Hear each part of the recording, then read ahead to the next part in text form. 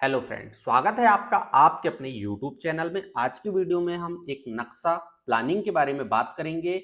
वो होगी 20 फीट चौड़ाई और 35 फीट गहराई या फिर लंबाई के बारे में। आपको स्क्रीन पर साफ साफ दिखाई दे रहा है। मैं इसमें सबसे पहले तो आपको एक चीज बताऊंगा कि खर्च कितना आना है, सबसे इंपॉर्टेंट। इसके बाद नक्शा देखेंगे जिसमें 2 बेडरूम है, पूर्व मुखी है। अगर पश्चिम मुखी के लोग भी इसे चाहें तो बनवा सकते हैं, क्योंकि ये लगभग वास्तु में वैसे ही फिट बैठेगा। लेकिन है पूर्व मुखी का।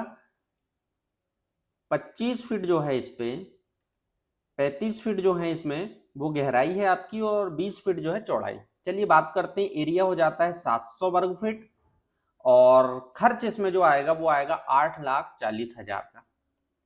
अब 8,40,000 का खर्च कैसे आएगा, उसको समझने के लिए हमें पहले तो आगे बढ़ना पड़ेगा। देखेंगे जो हमारा हाउस कंस्ट्रक्शन की कॉस्ट जाएगी।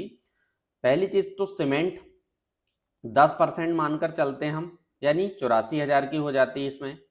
स्टील यानी लोहा लगभग 15%, 1,26,000 का हो जाता है। अब आप इसमें ये भी चीज कहेंगे कि सर ये बताइए कि सीमेंट कितने बैग लगेगा, तो वो चीज भी आपको अभी मैं आगे बताने वाला हूं कितना बैग लगेगा, लेकिन वीडियो में बने रहिए।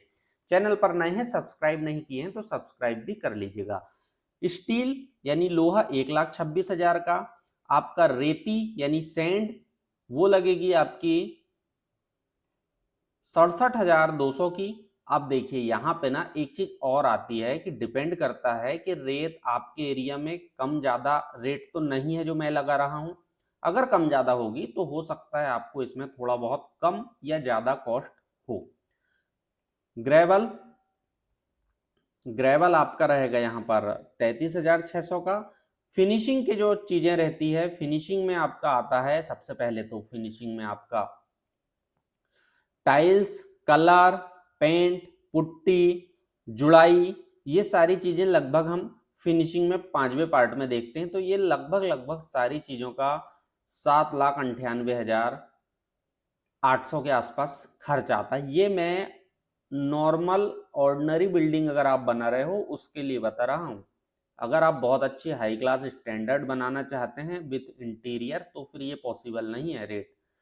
चलिए यहां से आगे बढ़ेंगे आप तो फिटिंग में, जिसमें आती है आपकी फिटिंग में door, window, plumbing, electric, sanitary, ये लगभग लगभग आपकी 1,13,400 के आसपास की बैठती। मटेरियल का कॉस्ट आपका 60% लेकर चलते हैं हम, तो आपका 5,04,000 का।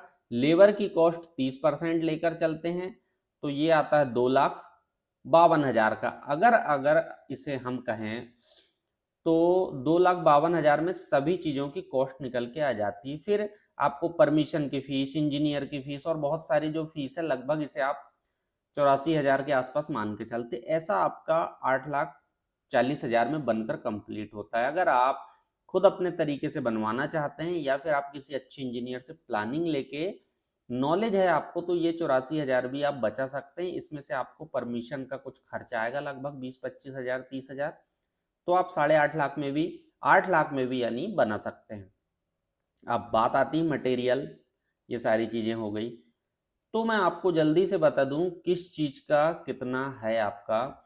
सीमेंट 280 बैग 300 के रेट से, जबकि अभी के समय में रेट 340 हो गए हैं, 320 हो गए हैं, तो रेट यहां पर बढ़ जाएंगे। स्टील 45 के रेट से है, ये आपका बढ़ जाएगा। अभी लगभग 55-58 है, तो हो सकता है कभी कम आए ज्यादा आए, तो ये रेट कम ज्यादा होते रहते हैं। रेत आपकी पर ये जो क्वांटिटी है क्यूबिक फिट में है, तो 50 रुपए क्यूबिक फिट से है। ग्रेवल आपको 30, तो जो भी आपको ये निकालना है क्वांटिटी, ये क्यूबिक फिट में है, ये बैग में है, किलोग्राम में है, क्यूबिक फिट में है, ये नंबर्स में है। जैसे ही 7,105 नंबर। अब इसके लिए क्या है, ईंट कम या ज्यादा कैसे लगेगी, इसके लिए आपको नक्शा देखना पड़ेगा।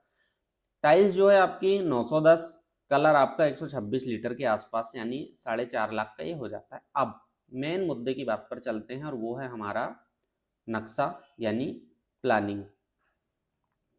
चलिए प्लानिंग में चलते हैं। तो ये साइज है हमारे पास 20 फीट, ये आपको आसानी से दिखाई दे रहा होगा, और ये वाला है 35 फीट। स्टार्ट करते हैं हम प्लानिंग शुरू से। ये आपका पोर्च वाला हिस्सा हो जाता है 9.5 बाई 10 का।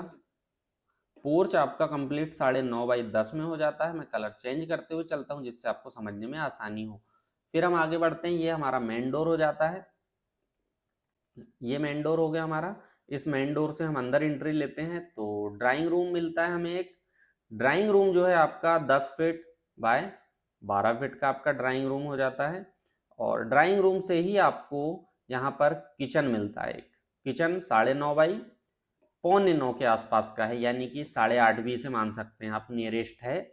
और यहीं पर फ्रिज और एक डक्ट जिससे टॉयलेट वगैरह का वेंटिलेशन प्रॉपर हो या साफ कह सकते हैं। एक यहाँ पर जनरल टॉयलेट 6x4 का और 2 बेडरूम। हालांकि मैं आपको सजेस्ट करूंगा कि आप 2 बेडरूम इसमें ना बनाएं तो ज़्यादा बेहतर है, लेकिन फैमिली की रिक्वायरमेंट पर डिपेंड करता है। और ये सारी प्लानिंग जो है हम जो भी लोग हमारे पुराने क्लाइंट्स हैं उनकी हम बनाए हुए हैं और वही हम आपके साथ शेयर करते हैं।